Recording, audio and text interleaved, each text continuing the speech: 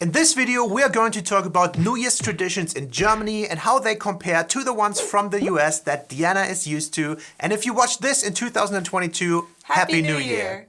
Obviously, this is going to depend on which region of Germany you are from and your individual family traditions and customs. We're going to talk about what we and what Phil has generally done and experienced for the new year. And feel free to let us know what you do for the new year. Just a quick New Year's vocabulary lesson. New Year's Eve in Germany is called Silvester. Like Sylvester Stallone? Yeah, every German I think thinks about him when they say Silvester. Then the New Year's Day is called NYE Jahr, which translates to the New Year. When we say Happy New Year, we say Frohes neues Jahr, like Happy New Year.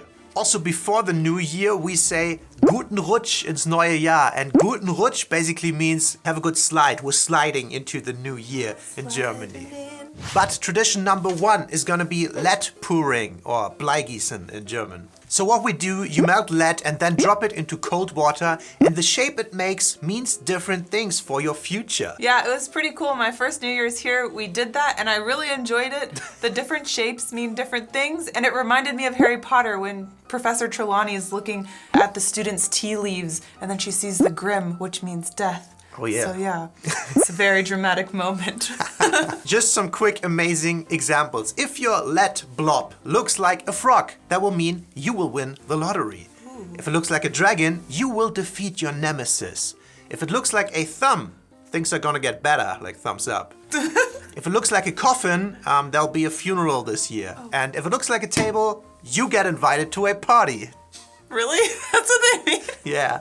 There's a whole long list. It's kind of funny and stupid at times. I want a good one this year. German New Year's tradition number 2 is gonna be lucky items, charms, and gifts. During this time of the year, you will see a lot of cards or decorations or even little cute statues in different shapes that mean lucky items or lucky characters. I've seen a lot of lucky mushrooms, Glückspilze. Glückspilze. Glückspilze. And then also lucky ladybugs. Like there's a lot of like chocolate ladybugs, Marienkäfer. And then there are a lot of pig things, so like Glücksschwein. There's a lot of cute pig chocolates or little statues and ornaments. It's just another time to eat some more sweets, I guess. Because, you know, we haven't had enough of them this time of the year.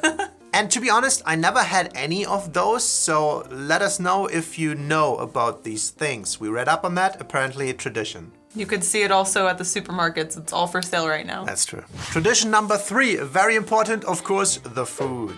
There's a lot of special food that people eat for New Year's, like sauerkraut, fish, or lentil soup, apparently. Usually from when you are a teenager, you spend your New Year's Eves with friends, and we mostly did either raclette, but fondue also seems very popular. In Germany, a lot of people eat this for Christmas Eve or Christmas Day as well, but we mostly had that for New Year's Eve.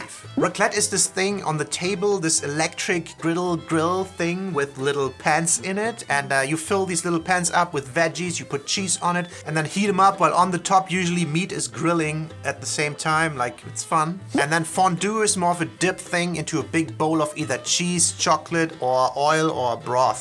Yeah, it's so weird for me to hear people call it fondue when it has broth in it, because to me that's just Chinese hot pot with a European name on it. Yeah. And which is dated back to like well before the cheese fondue, the original, was even a thing.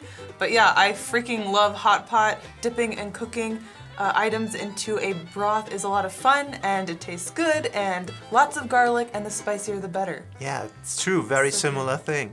German New Year's tradition number 4 is gonna be dinner for one.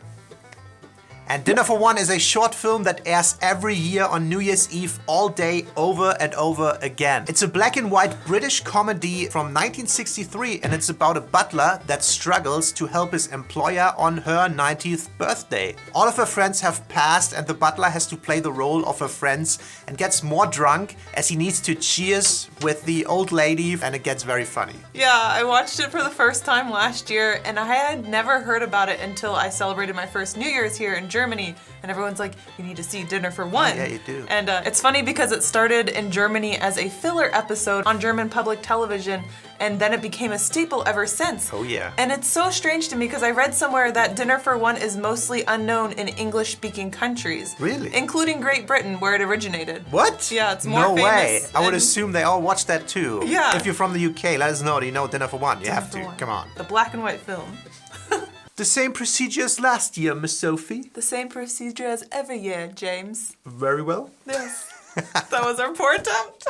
Just a quick interception. If you like this video, please give us a thumbs up and subscribe to the channel if you haven't already. If you want to further support us, we have a join button down there now, a channel membership. And if you want to further support us, you can do that as always on patreon.com/Deanna and Phil. We have different levels and benefits that you can get there. But now back to the video. Tradition number 5, of course, fireworks. Feuerwerks. A big thing for Sylvester or New Year's Eve is lighting up some fireworks. It's the one time of the year where we are allowed to buy fireworks, we Germans. Normally, fireworks are not for sale and you can't get them in Germany. On New Year's Eve, a lot of people in Germany will light up fireworks and make a lot of noise. In the big cities, it can get really big and wild, and if you're in a small town or village, people will still be letting them off, and often groups gather to watch a nice fireworks show. There are some serious rules around firework buying and selling and who can let off fireworks in Germany. There are F1 through F4 categories, and let me just read this off. It says, amateurs over 18 years old are allowed to ignite fireworks of category F2 for several hours on December 31st to January 1st. The sale of category from F3 to F4 fireworks to customers is prohibited. Yeah, we have to follow the rules. Although some people like to drive over the border to get the good stuff. The boys were always talking about Polish fireworks. I don't know if that's still a thing, because they're like louder, bigger, more explosive and more dangerous. I never had one, but maybe one day. Maybe this year. It's so funny that you say that because in the US it depends on state to state which rules you have. In South Carolina you can sell and buy fireworks throughout the entire year. And on the border of South and North Carolina there's this huge fireworks stand for anyone trying to border buy their big explosives. Not saying that I or anyone I know has ever done that, I'm just stating an observation for legal purposes. Yeah, I think the ones in the US are probably way bigger than the ones we're allowed to buy. But I think professionals in Germany, like organized professionals, they're allowed to blow up bigger ones. Yeah, seeing the Sylvester fireworks in Berlin is on my to-do list one day. Oh, I really want to go. They have huge ones apparently. Tradition number 6 is gonna be partying hard. And this is why I looked forward to New Year's Eve the most since I was like 16 years old. As I mentioned before, New Year's Eve is usually spent with friends instead of family because it was always one of the best party nights of the new year. We always met up with like 5 to 10 friends at like 7 p.m. Then we ate and then we started drinking. And at midnight then we light up the fireworks and then it's off to a nightclub. Or you even go before midnight and you have the countdown in the nightclub on the dance floor.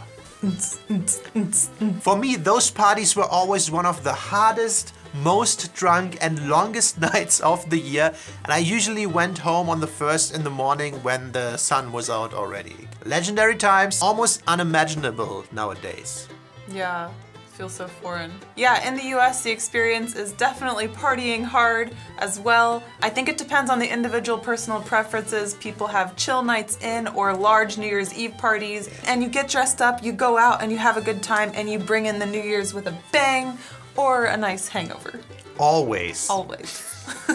Next tradition for most people, of course, is the New Year's resolutions. Yes, and we have some more stats and data from the website Statista.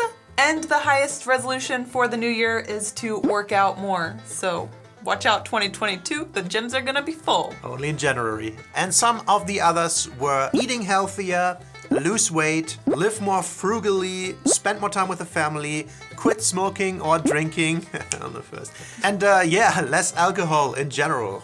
And for the last point, we want to talk about how a New Year's Eve in the US compared to Germany. Yeah, so what happens in the US is pretty similar with the partying. We said that earlier. A lot of people like to count down and watch the ball drop on TV in Times Square. And some people even go to Times Square to celebrate. That would be awesome. In New York. Like that would be really cool. There's always the midnight kiss that can be cute, romantic, and or incredibly awkward.